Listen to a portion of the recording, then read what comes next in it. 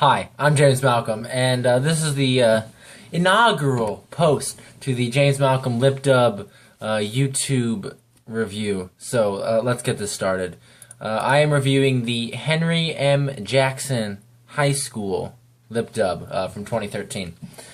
First of all, I want to start off with a creative intro. I have it playing as we speak on my computer. Their intro started off with a guy in a boring classroom. And really, I liked it. He started a boring classroom, and then he's like, oh, he's falling asleep. Oh, whatever. So then he falls asleep in the middle of class with 5 minutes left to go, and there's 5-minute long video. Cool correlation. Probably no one noticed but me. And he falls asleep, and it does the little transition-y dream sequence thing that everybody uses. I use it too. And they go into the lip dub.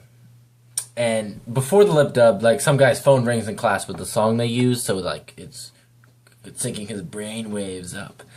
And so they start the lip dub.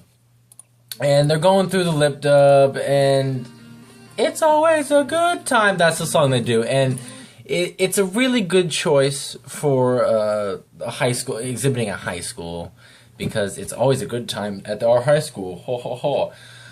But right away, I don't like it. Strictly because they're walking backwards. So, as throughout the video, you really don't get a full perspective of the path they're taking, so I can't even really analyze the path that they're taking, because you can't tell. I mean, you're backwards and goes through stuff. I'll get to how they get to certain highlight programs and stuff, but we'll get there. So they're walking backwards, and then people are like trying to get in the shot instead of already being in the shot. So it's just another problem with walking backwards. I think we've already determined that walking backwards isn't going to happen, for the cameraman at least. What I did like about their singer transitions were not, they're not just walk in, walk off. The first one that comes in, he's like, oh, he's doing his thing, and another guy just jumps out of nowhere, and he catches him, and the guy that gets caught starts singing, and then he drops him, and the guy goes off, and it's good. Okay. And then they go on, they sing, and they have tons of different minorities and stuff, and like, obviously highlighting different kinds of people in their high school, and I think they are all seniors, just from what I'm looking at. Because the dude in the beginning, he had a senior stud t-shirt, so obviously he's probably a senior. Moving on to a little bit of the analysis of the path they took. I couldn't tell, but they did stop into a classroom. I liked this part. It's different. I haven't seen it on any other video. They stopped in a classroom, and everyone's like, nothing's happening. And there was no lyrics going on, so there's obviously no one singing, and they're just sitting like they're studying. And then they all explode, and the lyrics start. It's like, it's always a good time again, and that was cool.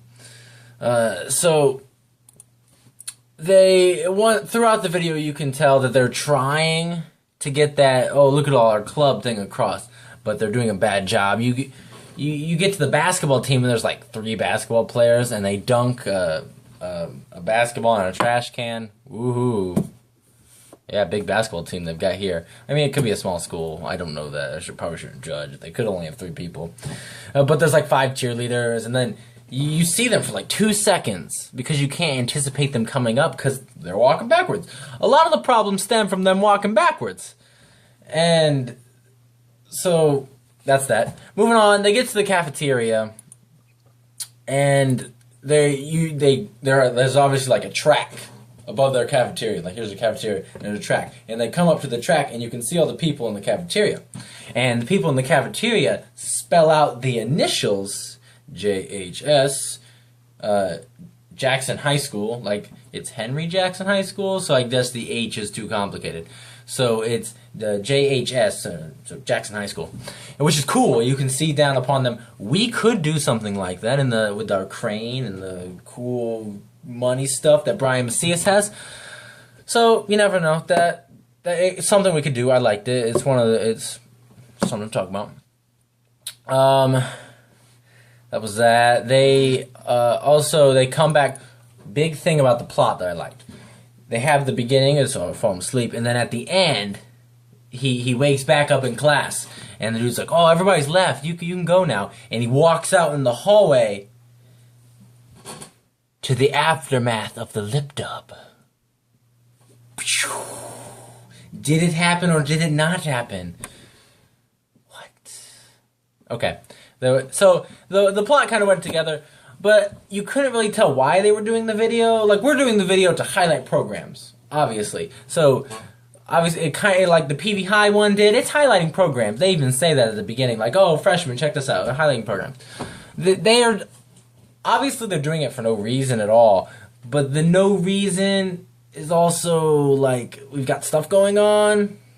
I guess something like that. Yeah, and let me check and make sure there's anything else in the highlight. Video quality. Oh, they had a point where the video was shaky when they were looking over at the letters. No shaky video. It was very, to me, I was like, "Oh, watching it." Couldn't even see the HJS anymore because it was shaking so much.